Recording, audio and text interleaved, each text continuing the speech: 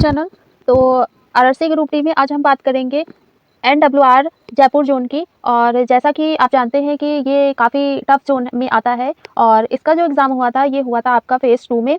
और इसमें जो अटेंडेंस थी ये काफ़ी कम गई थी क्योंकि कुछ प्रॉब्लम थी जिसकी वजह से वहाँ पे अटेंडेंस ज़्यादा नहीं हो पाई। उसके बारे में हम आपको पूरी डिटेल बताएंगे क्योंकि इस जोन की जो अटेंडेंस थी ये सबसे कम गई थी। यहाँ लगभग 30% जो अटेंडेंस थी ये काफ़ी कम गई थी।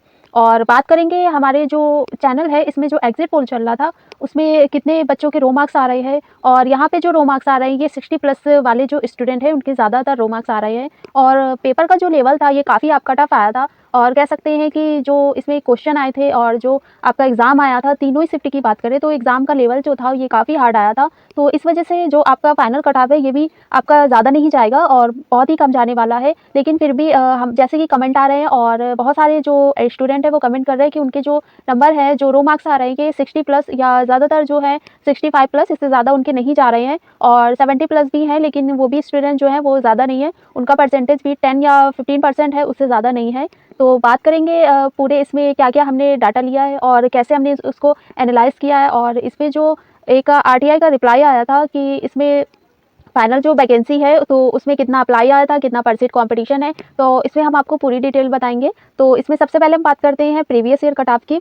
तो प्रीवियस ईयर में जो आपका कट ऑफ था तो ये आपका हुआ था 2018 में। तो इसकी जो टोटल वैकेंसी थी ये थी आपकी 4755। और टोटल फॉर्म की बात करें तो टोटल फॉर्म जो आपका इसमें 2018 में था तो इसमें टोटल फॉर्म था आपका लगभग 12.5 लाख। और पर सीट कंपटीशन की बात करें तो जो आपका पर सीट कंपटीशन था आपका जो रजिस्ट्रेशन हुआ था उसके हिसाब से जो आपका पर सीट कंपटीशन बन रहा था ये बन रहा था आपका 263। इसको देख के लग रहा था कि जो फाइनल कट ऑफ जाएगा वो काफ़ी हाई जाएगा क्योंकि पर सीट कंपटीशन था ये ज़्यादा हो गया था और जो इसकी वैकेंसी थी ये इतनी ज़्यादा नहीं थी। और अटेंडेंस की बात करें तो इसमें जो आपका एग्ज़ाम हुआ तो इसमें जो 60% अटेंडेंस हुआ था क्योंकि उस टाइम जो एग्ज़ाम हुआ था वो आपका ज़्यादा दिन डिले नहीं हो पाया तो और एग्ज़ाम काफ़ी जल्दी करा लिया गया। हालांकि जो कैंडिडेट एग्ज़ाम दिए उन्होंने एग्ज़ाम को अटेम्प्ट भी किया, ज़्यादातर कैंडिडेट ने एग्ज़ाम को अटेंड किया। और इसमें जो अटेंडेंस थी ये आपकी थी लगभग 7.5 लाख। तो इस हिसाब से आपका जो अटेंडेंस है ये 60% बन गया। और इसके बाद जो आपका पर सीट कंपटीशन था आफ्टर एग्ज़ाम के बाद ये काफ़ी कम हो गया। तो आपका पर सीट जो कंपटीशन रह गया पर सीट का ये रह गया आपका 157, ओनली 157। जो आपका रजिस्ट्रेशन के बाद लग रहा था कि काफ़ी ज़्यादा हो रहा है 263, लेकिन ये रह गया 157। तो इतना ही रह गया तो इस हिसाब से। और इसमें नॉर्मलाइजेशन की बात करें तो सबसे बड़ा जो आपका रोल प्ले करता है ये नॉर्मलाइजेशन ही रोल प्ले कर रहा। तो इसमें जैसे हमें जानकारी मिली कि प्रीवियस ईयर में जो नॉर्मलाइजेशन हुआ था इसमें लगभग आपके 38 से 40 प्लस तक नंबर आपको नॉर्मलाइजेशन में दिए गए थे। इतने ज़्यादा नंबर और इससे भी ज़्यादा नंबर तक आपको नॉर्मलाइजेशन में दिए गए थे 2018 की वैकेंसी में। तो इस वजह से इतने नंबर जो आपके थे नॉर्मलाइजेशन में मिलने के बाद जो आपका फाइनली कट ऑफ था वो काफ़ी हाई इसीलिए चला गया था। और 2018 को देख के लग रहा था कि आपका जो 2019 के वैकेंसी का जो कट ऑफ जाएगा फाइनल PET के बाद वो आपका लगभग बहुत हाई जाने वाला है, लेकिन ऐसा नहीं है क्योंकि उस बार का जो नॉर्मलाइजेशन हुआ था वो हाई था इसलिए आपका 2018 का कट ऑफ लो गया था। तो बात करते हैं हम इसमें कितना कट ऑफ गया था। तो 2018 प्रीवियस ईयर कट ऑफ की बात करें तो अजमेर जोन में आपके जो जनरल कैटेगरी है इसका कट ऑफ आपका गया था 73.73। और OBC की बात करें तो आपका गया था 70 प्लस 10। और SC कैटेगरी की बात करें तो आपका गया था 63.37। और ST कैटेगरी की बात करें तो आपका ये जो कट ऑफ गया था ये गया था 60.62। तो इसीलिए आपका हाई कट ऑफ गया था क्योंकि आपका जो आफ्टर नॉर्मलाइजेशन हुआ था एग्ज़ाम PET के बाद तो उसमें आपका लगभग 30, 35 और 40 इतने नंबर आपके बढ़ गए थे। तो इसलिए आपका फाइनल जो कट ऑफ था वो नंबर की वजह से आपका फाइनल कट ऑफ काफ़ी हाई हो गया था। 2019 की बात करें तो 2019 में जो आपका north western railway Jaipur zone है और ये आपका अजमेर जोन में आता है। तो इसमें आप बात करें तो इसमें जो आपकी जनरल कैटेगरी है इसमें आपका जो वैकेंसी है ये है 2132। और SC कैटेगरी की बात करें तो इसमें आपकी जो SC कैटेगरी है इसमें आपकी वैकेंसी है 814। और SC कैटेगरी की बात करें तो ST कैटेगरी की आपकी जो वैकेंसी है ये है 384। OBC की बात करें तो OBC कैटेगरी की आपकी जो वैकेंसी है ये है 1393। और EWS की बात करें तो इसमें आपकी वैकेंसी 526। और टोटल वैकेंसी की बात करें तो टोटल आपकी वैकेंसी है 5249। ये आपकी टोटल वैकेंसी है जयपुर जोन में।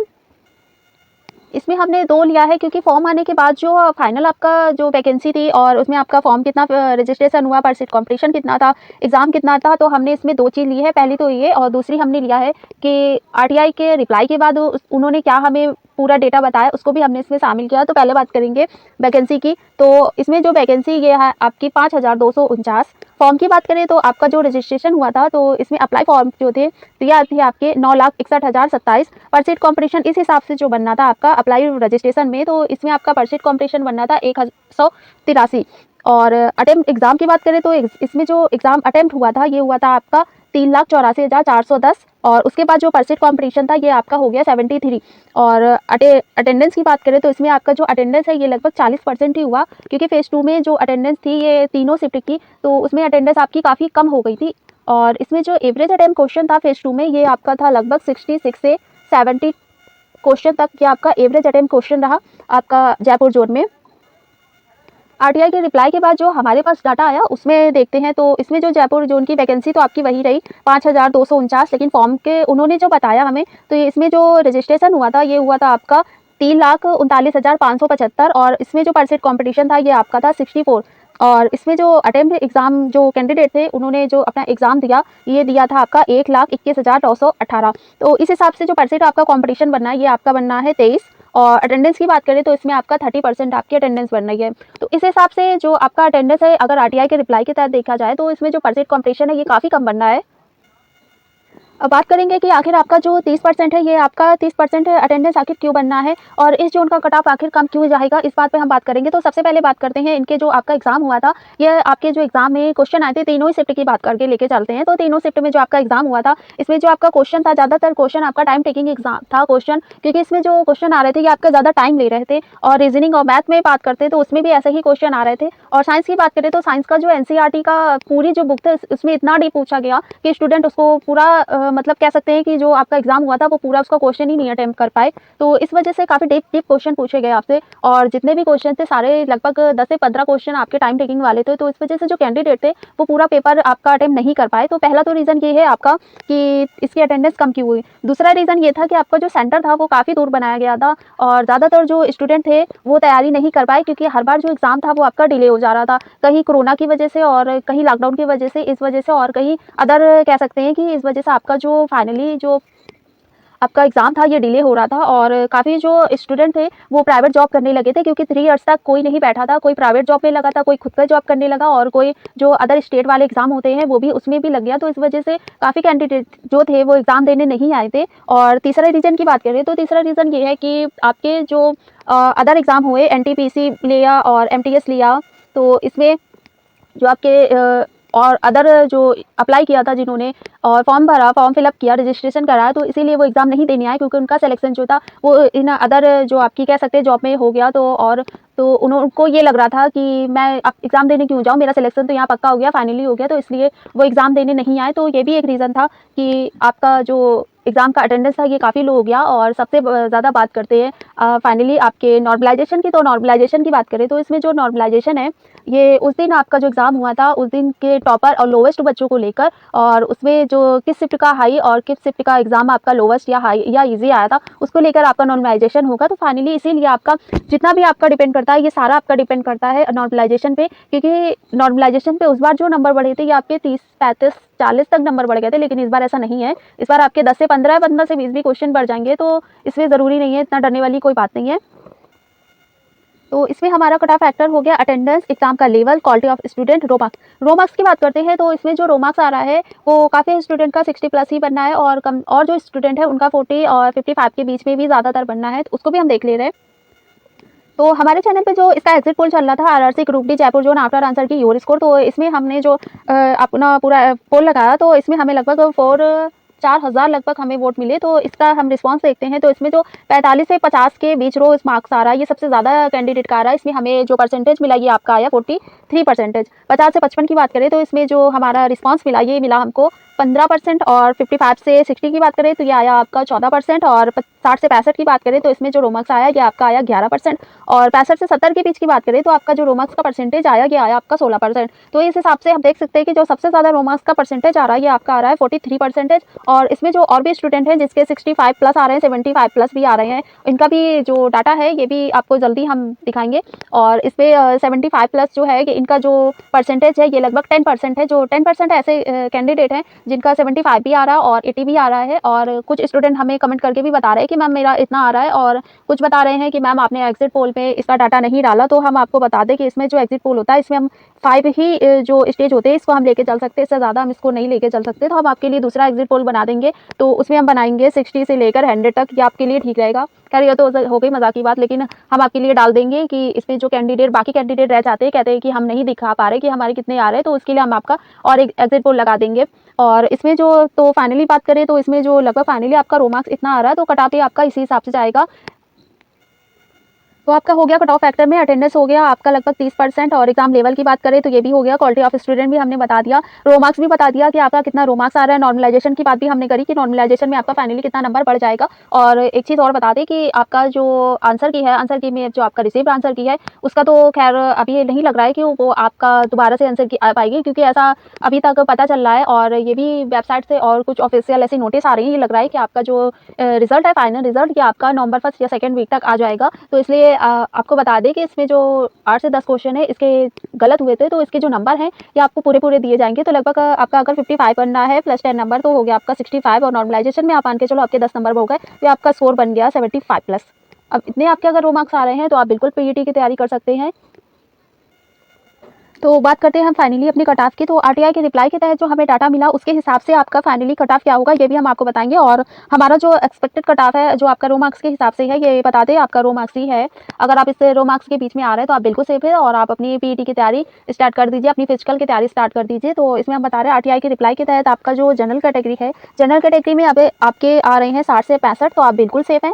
60 से 65 के बीच अगर आपका रो मार्क्स आ रहा है तो आप बिल्कुल सेफ है जनरल कैटेगरी में। और इसमें अगर -2 नंबर भी आपके कम आ रहे हैं तो आप बिल्कुल सेफ है, अपनी पीईटी की तैयारी आप जनरल कैटेगरी वालों कर सकते हो। ओबीसी की बात करें तो ओबीसी में अगर आपके 58 से 63 अभी बनना है तो आप पीईटी की तैयारी स्टार्ट कर दीजिए। अगर -2 की बात करें तो -2 में भी अगर आपका रो मार्क्स -2 करके भी आपका कम हो रहा है, तभी आप पीईटी की तैयारी ओबीसी वालों कर सकते हो। ईडब्ल्यूएस की बात करें तो ईडब्ल्यूएस में अगर आपका 55 से 60 भी बनना है, 60 प्लस भी बनना है, या -2 नंबर भी आपका कम हो रहा है, तो आप बिल्कुल अपने जो पीटी की तैयारी कह सकते हैं आप बिल्कुल स्टार्ट कर दीजिए ईडब्ल्यूएस कैटेगरी वालों। और एससी कैटेगरी की बात करें तो एससी कैटेगरी में अगर आपका 52 से 55 प्लस भी बनना है तो आप बिल्कुल पीटी की तैयारी स्टार्ट कर दीजिए। और एससी वाले में अगर आपका 50 प्लस भी बनना है तो आप बिल्कुल पीटी की तैयारी अपनी स्टार्ट कर दीजिए।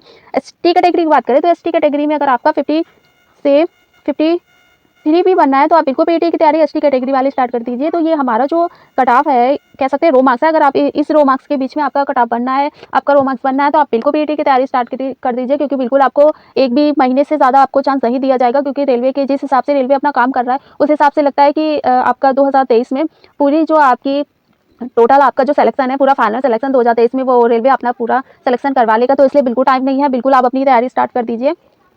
बात करते हैं अब आरटीआई रिप्लाई की। तो आरटीआई रिप्लाई जो आया था उसके हिसाब से जो ऑफिशियल डाटा था, उन्होंने जो हमें ऑफिशियल डाटा बताया था उसके हिसाब से हमारा जो रो मार्क्स है वो कितना जा सकता है, तो उसके बारे में आपको बताया। तो आरटीआई रिप्लाई में आपका रो मार्क्स बताया। तो अगर आपकी जनरल कैटेगरी है तो जनरल कैटेगरी में अगर आपका जो रो मार्क्स है ये अगर आपका 55 से 60 के बीच बन रहा है, और अगर इसमें हम -2 नंबर भी माइनस कर दें, तो अगर इतना भी आपका रो मार्क्स जनरल कैटेगरी में बनना है तो आप बिल्कुल पीईटी के जो तैयारी है वो स्टार्ट कर सकते हो, और आप जनरल कैटेगरी में बिल्कुल सेफ हैं। और बात करें अगर ओबीसी की, तो ओबीसी में अगर आपका रो मार्क्स 50 से 55 बन रहा है, और अगर इसमें -2 भी आपका रो मार्क्स हो रहा है, तो आप ओबीसी कैटेगरी वालों बिल्कुल सेफ हो, और इसमें आप पीटी की तैयारी बिल्कुल स्टार्ट कर दीजिए। अगर आपका 5 नंबर भी माइनस हो रहा है इस रो मार्क्स से, तो आप बिल्कुल पीटी की तैयारी स्टार्ट कर दीजिए। बात करते हैं ईडब्ल्यूएस की। तो ईडब्ल्यूएस में अगर आपका रो मार्क्स 48 से 53 के बीच में बनना है, तो आप ईडब्ल्यूएस कैटेगरी में बिल्कुल सेफ है, और इससे अगर आपका -2 नंबर भी कम आ रहा है तो ईडब्ल्यूएस कैटेगरी में आप बिल्कुल सेफ है। और एससी कैटेगरी की बात करें तो एससी कैटेगरी में अगर आपका रो मार्क्स 45 से आपका 50 भी बनना है तो एससी कैटेगरी में आप बिल्कुल सेफ है, और इसमें अगर आपका -5 नंबर भी कम हो रहा है तो आप इस कैटेगरी में बिल्कुल सेफ है, और एससी में आप ईटी की तैयारी स्टार्ट कर सकते हैं। एसटी कैटेगरी की बात करें तो एसटी कैटेगरी में अगर आपका रो मार्क्स 43 से 48 के बीच बन रहा है तो आप बिल्कुल सेफ है, और इसमें भी अगर हम आपको -3 नंबर भी कम हो रहा है तो आप बिल्कुल अपनी पीटी की तैयारी जो कह सकते हैं कि बिल्कुल स्टार्ट कर दीजिए, क्योंकि इसके लिए आपको टाइम तो नहीं दिया जाएगा, इतना तो अभी तक पता ही चल रहा है। और जिस हिसाब से रेलवे अपना काम कर रहा है उस हिसाब से लगता है कि आपका नवंबर के लास्ट सेकेंड या थर्ड वीक तक आपका बिल्कुल रिजल्ट आने के पूरे चांसेस बन रहे हैं, और उसमें भी रेलवे इतना टाइम नहीं देगा कि आप पीटी की तैयारी बिल्कुल अपनी स्टार्ट करें और फिर उसके बाद आप प्रैक्टिस करें, उसके बाद आप टाइम मैनेजमेंट करें, और उसके बाद आप वहाँ जाएँ और फिर पीटी का अपना फिजिकल का टेस्ट दें, तो उसके लिए उतना टाइम नहीं देगा। उसके लिए आपको अभी से ही तैयारी करनी पड़ेगी। और अब बात करते हैं हमारा एक्सपेक्टेड कट ऑफ था उसके हिसाब से हम आपको बताएं। तो हमारा जो डाटा था ऑफिशियल वाला उसकी बात करें तो इसमें अगर आपका जनरल कैटेगरी है तो अगर आपका जनरल कैटेगरी है और जनरल कैटेगरी में आपका जो रो मार्क्स है ये आपका 60 से 65 के बीच आ रहा है, तो आप जनरल कैटेगरी में बिल्कुल सेफ है। और इसमें अगर आपका 2 नंबर भी कम आ रहा है, रो मार्क्स आपका कम आ रहा है, तो जनरल कैटेगरी में आप बिल्कुल सेफ है। ओबीसी की बात करें तो ओबीसी में अगर आपका 58 से 63 भी रो मार्क्स बनना है तो आप बिल्कुल सेफ है। और इसमें अगर आपका -3 नंबर भी कम आ रहा है या -5 नंबर भी कम आ रहा है तो आप जनरल कैटेगरी में बिल्कुल सेफ है। और ईडब्ल्यूएस की बात करें तो ईडब्ल्यूएस में अगर आपका 55 से 60 के बीच बनना है तो आप बिल्कुल सेफ है ईडब्ल्यूएस कैटेगरी में। और इसमें भी अगर आपका 3 नंबर माइनस है या 5 नंबर भी माइनस हो रहा है आपके इस रो मार्क्स में, मतलब देखने पे जयपुर की जो आप कह सकते हैं जयपुर का रो मार्क्स जो बन रहा है, इसमें अगर आपका 3 नंबर भी कम है तो ईडब्ल्यूएस में आपको कोई फिक्र करने वाली बात नहीं है। आप बिल्कुल अपनी पीटी की तैयारी स्टार्ट कर सकते हैं। और एससी कैटेगरी की बात करें तो एससी कैटेगरी में अगर आपका 52 से 55 भी बनना है और इसमें अगर आपका -5 नंबर भी अगर कम आ रहा है या -5 कह सकते हैं आपका रो मार्क्स कम आ रहा है, तो आप बिल्कुल अपने पीटी की तैयारी के लिए स्टार्ट कर सकते हैं। और बात करें एसटी कैटेगरी की तो एसटी कैटेगरी में अगर आपका रो मार्क्स 50 भी बनना है तो ये 50 से 55 ही जा सकता है। और इससे ज़्यादा जाने के कोई चांसेस नहीं है, इससे कम हो सकता है लेकिन इससे ज़्यादा चांसेस नहीं है कि आपका पीटी के लिए इससे भी ज़्यादा जाएगा। -1 हो सकता है लेकिन +2 या उससे ज़्यादा तो बिल्कुल नहीं होगा, क्योंकि जिस हिसाब से पेपर का लेवल आया और जिस हिसाब से इसकी अटेंडेंस है उस हिसाब से तो कह सकते हैं कि इसका जो फाइनल जो इसका रिजल्ट आएगा, जो इसका कट ऑफ जाएगा, जो इतना रो मार्क्स जाएगा वो फाइनल इससे ज़्यादा नहीं जाएगा। +3 होगा, -1 हो सकता है, -2 भी हो सकता है। तो इसलिए बिल्कुल अपनी पीटी की तैयारी स्टार्ट कर दीजिए। और आपको एक चीज़ और बता दें कि जो पीटी की दौड़ होगी अगर उसमें आपको अभी तैयारी नहीं करोगे तो आप पीछे हो जाओगे, क्योंकि एक चीज़ जो अभी तक पता चल रही है कि इसमें आपके जो 40 बच्चे हैं वो एक साथ दौड़ा जा रहे हैं, उससे आपको फर्स्ट सेकंड थर्ड ही जो आएगा उसी को उसमें जगह दी जाएगी, उसके बाद नहीं। तो अगर ऐसा भी हो गया तब भी आप पीछे रह जाओगे, तो बिल्कुल आपको अभी से अपनी तैयारी स्टार्ट करनी होगी। क्योंकि अगर आपको अपना सिलेक्शन लेना है तो किसी के उसमें मत आइए, बिल्कुल अपनी तैयारी स्टार्ट कर दीजिए, क्योंकि आपको खुद पता होगा कि हमारा सिलेक्शन कितने रो मार्क्स तक हो सकता है। हमारा वीडियो कैसा लगा आपको कमेंट करके ज़रूर बताइएगा। और आपके कितना रो मार्क्स बनना है उसका भी हमें कमेंट करिएगा। और अगर आप हमारे चैनल पे नए हैं तो चैनल को सब्सक्राइब करिएगा, लाइक करिएगा और शेयर करिएगा। और अदर आप किसी भी जोन के और हैं तो इसके बाद जो हम नेक्स्ट वीडियो लाएंगे आप उसमें आप जाकर दे सकते हैं। अगर आपका कोई फ्रेंड या कोई अदर हो तो आप उनको हमारा जो वीडियो हो वो शेयर करिएगा, ताकि अदर जोन वाले जो है उनको भी पूरा अपना रो मार्क्स पता चल सके कि वो कितने में उनका सेफ सिलेक्शन हो रहा है।